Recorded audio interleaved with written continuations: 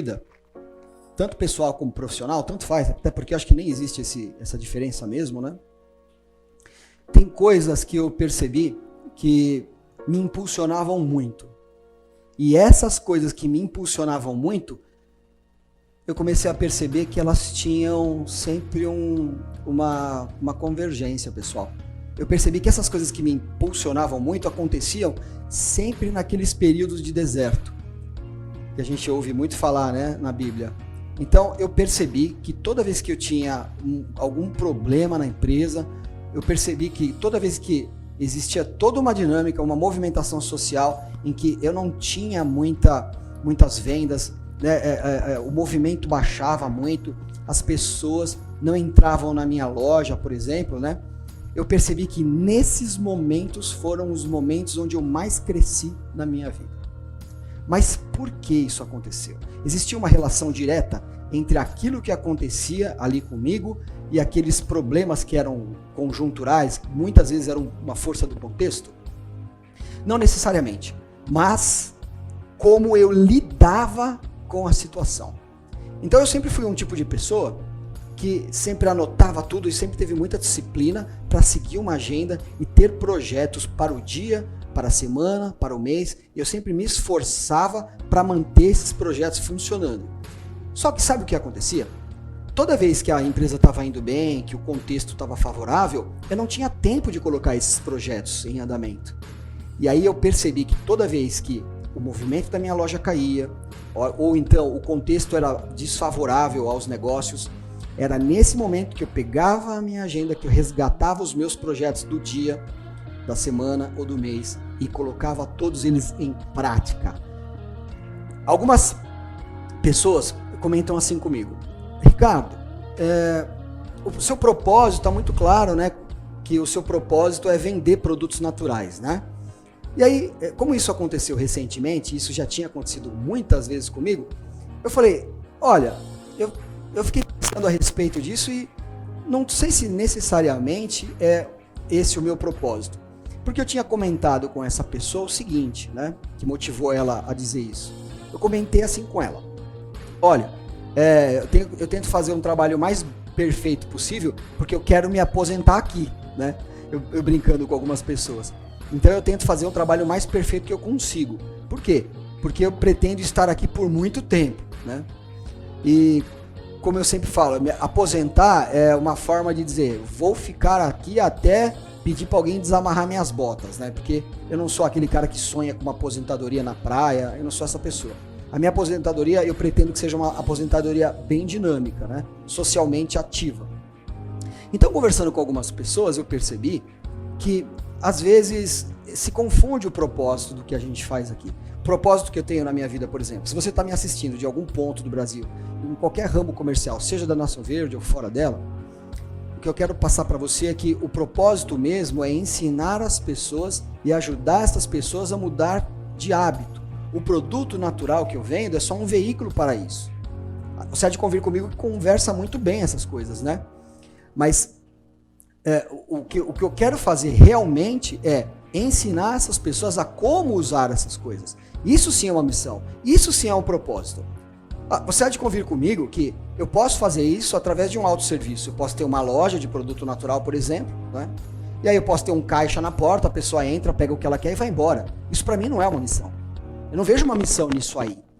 A missão que eu vejo é conquistar essas pessoas né, nesse exercício de evangelização, praticamente, de ajudar essas pessoas a terem hábitos melhores. Essa é a real missão, né? E em algumas passagens eu verifiquei isso claramente. Então, unindo, né, esses dois assuntos, a missão com as dificuldades que a gente passa no dia a dia, o que eu percebi, por exemplo, nos exemplos que eu sempre trago, que eu procuro sempre trazer da Bíblia, é que, por exemplo, Deus sempre abençoa, Deus sempre olha aquelas pessoas que estão ocupadas. Pode ver, as passagens que você, mesmo que você não tenha lido diretamente na Bíblia, as passagens que você ouve, não é sempre assim, ó. Davi estava pastoreando ovelhas quando Deus então disse tal coisa. Moisés estava apacentando quando então Deus disse tal coisa. Gideão estava no campo de trigo, estava macerando trigo quando então Deus lhe falou. Percebe?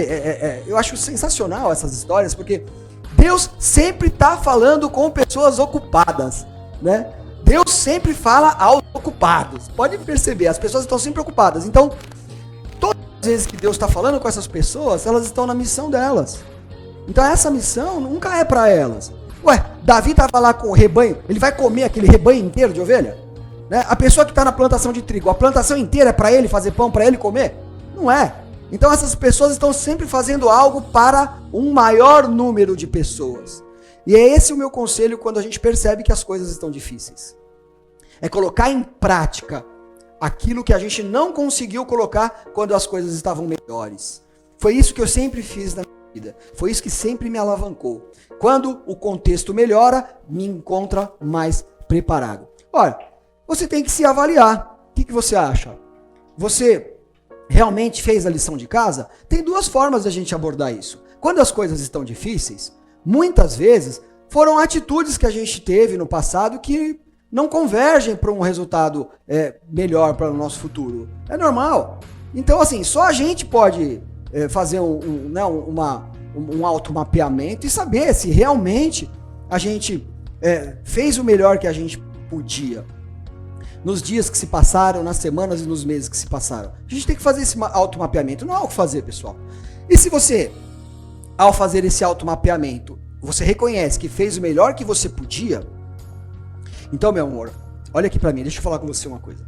Se você fez o melhor que você podia, então você peça a Deus que te abençoe.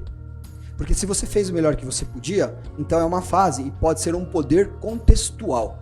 O poder do contexto. Às vezes, nós temos que nos voltar para dentro e nós temos que executar os nossos planos, como eu falei. Por quê? Porque às vezes você está dentro de um contexto e você não tem culpa das coisas que estão acontecendo. Às vezes você passa por situações difíceis. É normal, acontece mesmo. A sazonalidade, ela é real. Algumas empresas têm sazonalidade em dezembro, algumas empresas têm sazonalidade em dezembro e janeiro, algumas empresas têm sazonalidade no meio do ano. Isso é normal. Algumas vezes, essa sazonalidade ela se agudiza, ela fica mais profunda. Algumas vezes, você tem o poder do contexto prejudicando as vendas em outros períodos do ano, como agora nós passamos por uma terceira guerra mundial, que é a pandemia. Isso acontece. E aí não adianta a gente se culpar nem culpar ninguém. Só nos resta ter força, fé e esperar passar para que o contexto melhore, uma vez que nem sempre nós temos o poder sobre o contexto. Porém, a gente não espera de uma forma passiva, a gente espera executando os nossos planos, a gente espera com fé, a gente espera com uma fé ativa. Para quê? Aqueles planos que a gente não consegue colocar em operação, a gente consiga colocar quando nós, assim que o contexto melhorar, a gente consiga colher bons frutos dessa nossa nova semeadura. Então, não pare de fazer aquilo que você tem que fazer. Pelo contrário, aumente o foco, aumente a intensidade quando as coisas estão difíceis. Porque quando o contexto melhorar, vai sobrar para você. E só vai sobrar para quem não desiste. Acredite. Muitas vezes a vida vai sorrir para você, simplesmente porque você não desistiu. Simplesmente porque você foi mais forte que os demais. Beleza?